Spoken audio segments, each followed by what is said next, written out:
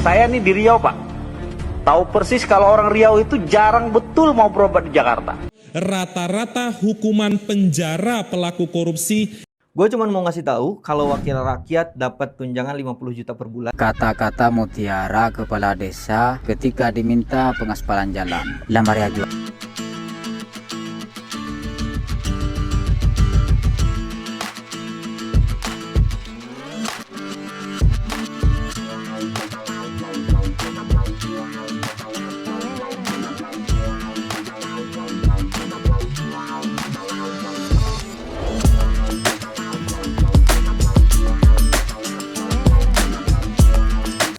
Assalamualaikum warahmatullahi wabarakatuh. Berjumpa kembali dengan Romlia Pratama. Teman-teman sahabatku semuanya, gimana kabar kalian?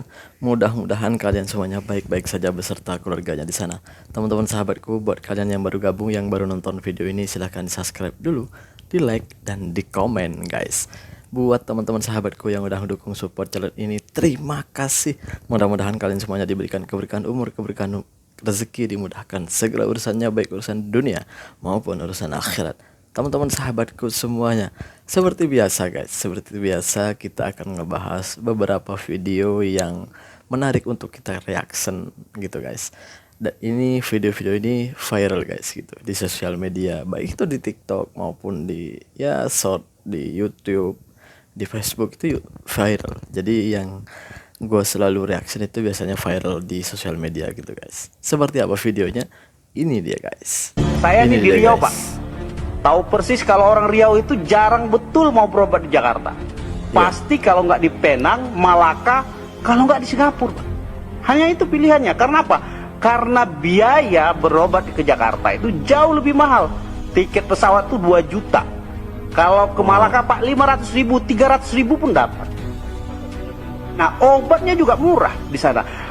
Apa sistem pengecekannya, Pak? Begitu kita cek, semua sudah keluar dalam 1 hari, 2 hari paling lama kita menunggu sudah dapat diagnosanya, itu udah dapat.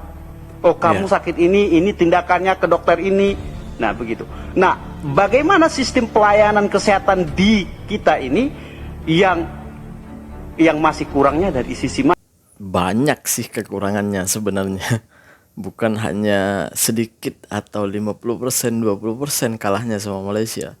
Banyak sekali gitu kalau dibandingkan dengan rumah sakit atau hospital di Malaysia gitu.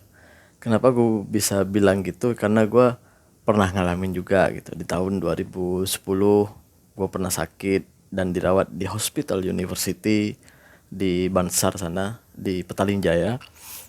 Juga ya kebetulan di tahun 2023 kemarin istriku itu melahirkan di sini gitu. Jadi ada pengalaman lah di hospital di Malaysia gitu. Dan juga di Indonesia pernah juga dirawat di Indonesia gitu. Gue kena orang Indonesia, nggak mungkin dong. Jadi keluarga gue juga pernah. Jadi pengalaman antar dua negara tuh gue tahu gitu. Dan dari segi fasilitas dari dalamnya, entah itu fasilitas perawatan, entah itu dari fasilitas tempatnya, itu jauh sekali kalau dibandingkan dengan Malaysia gitu. Gue bicara di hospital yang besar ya, hospital yang besar gitu. Sama juga di hospital sana itu masih kalah gitu. Di Jakarta aja deh, kita itu masih kalah dengan hospital yang ada di Pineng, yang ada di Melaka gitu. Jadi jauh, entah itu dari perawatannya, perawatnya gitu. Waduh, jauh gitu. Sini tuh orangnya ramah-ramah, dan yang paling penting di Malaysia itu tidak mengutamakan siapa kamu miskin atau tidak ada masalah dengan itu. Kalau di tempat kita, waduh, kayak ada kesenjangan di sana. Siapa yang kaya, nah itulah dapat perawatan yang terbaik. Tapi siapa yang nggak punya, nggak miskin lah gitu ya. Waduh, ya kalian seperti kalian tahu sendiri lah gitu ya. Seperti itulah para. Kalau di sini enggak. Karena gue merasakan sendiri guys.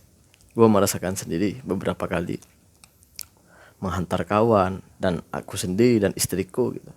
Waduh, yang diutamakan itu menyelamatkan nyawa pasien terlebih dahulu gitu. Masalah uang itu, masalah yang lain-lain, administrasi apa, belakangan. Yang penting nyawa tertolong dulu. Itu Malaysia. Itu gue salut di situ guys. Gue salut. Gue berani berbicara seperti ini karena udah beberapa kali gue ngalamin di Malaysia. Itu yang kita jarang punya di rumah sakit kita, di hospital kita. Kita berlanjut ke video yang selanjutnya. Ini deh guys. Rata-rata hukuman penjara pelaku korupsi dari 1 Januari 2023 sampai 31 Desember 2023 hanya 3 tahun 4 bulan penjara. Jadi omong kosong kalau ada yang mengatakan kita sudah serius dalam menindak pelaku korupsi. Proses penyidikannya bermasalah, temuan dari tren penindakan, ternyata vonisnya pun tidak menggambarkan pemberian efek jera. Berapa total denda tahun 2023? Total denda tahun 2023 yang dijatuhkan oleh majelis hakim tingkat pertama adalah 149 miliar rupiah. Bila dirata-ratakan, dendanya hanya 180 juta. Kita lanjutkan, ini tren berat ringan hukuman. Jadi dari total putusan tadi, sebenarnya majelis hakim ini banyak vonis yang mana nih? Ringan, sedang atau berat? Ternyata mayoritas ringan teman-teman. Beratnya itu hanya 10, ringannya itu ada 615 putusan. Di bawah 4 tahun penjara. Pengadilan mana yang paling sering mengeluarkan vonis ringan? Berdasarkan data yang kita pantau, itu adalah Pengadilan Negeri atau Pengadilan Tipikor Surabaya dan Pengadilan Tipikor Jakarta. Totalnya ada 34 putusan yang kami kategorikan sebagai vonis ringan. Setiap calon pemimpin, setiap calon presiden, setiap calon anggota DPR, setiap anggota parlemen itu mau mencalonkan diri, waduh janjinya tuh macam-macam. Yang pertama itu biasanya yang dibahas tuh tentang korupsi dan kemiskinan. Karena di Indonesia itu ya korupsinya luar biasa, terus kemiskinannya masih luar biasa. Janji-janjinya itu pasti itu, tidak terluput dari itu semua. Tapi setelah mereka menang, setelah mereka menjabat menjadi presiden, entah itu menjadi anggota DPR, anggota parlemen, dan menjadi apapun gubernur, bupati, wali kota, entah itu kepala desa, nol. Gak ada itu semuanya. Pak Jokowi dulu janji mau memberantas korupsi. Ya, kita hitung aja berapa orang selama Pak Jokowi menjabat, berapa orang yang ditangkap. Dan hukumannya cuma berapa tahun, dan dendanya berapa tahun. Bayangin, kamu korupsi 10 ringgit atau 10.000 rupiah, tapi dendanya hanya 1 ringgit atau 50 sen saja. Gimana? Mau korupsi? Ya pasti mau korupsi lagi dong. Orang dendanya cuma 50 sen, kan masih sisa 9 ringgit 50 sen. Masih untung dong kita. Kan gitu lah logikanya. Kita berlanjut ke video yang selanjutnya. Ini deh guys. Gue cuma Ini mau deh, ngasih guys. tahu kalau wakil rakyat dapat tunjangan 50 juta per bulan dan rakyat dapat potongan gaji 3% per bulan. Wakil rakyat dapat tunjangan 50 juta per bulan. Tuh yang duduk di parlemen tuh. Dapat 50 juta 1 bulan. Rakyat suruh bayar. Kita berlanjut ke video yang selanjutnya. Ini nih guys. Kata-kata Ini dia, guys. mutiara kepala desa ketika diminta pengaspalan jalan. Lamar ya Juakile sedang diproses, lagi nunggu tender. Bulan 8 kita garap, dipending. Sabar, semua sudah saya perjuangkan. Dalam proses peninjauan, lagi disurvei, sedang diukur, sedang dianalisa. Sampai bila saya proses ongkuan? Sampai kapan yang mau diproses? Ya itulah janji-janjinya seperti biasanya. Seperti biasa itu janji ini. Setelah ditagih, setelah dia jadi gitu ya, setelah dia jadi pemimpin, ditanya ini sama rakyatnya, kapan janjinya mau dilunasi? Dilunasi gitu. Janji ini, kamu kan janji mau aspal jalan, mau buat jalan gini. Ya jawabnya seperti itu. Masih diajukan, masih ini, masih itu, masih ini.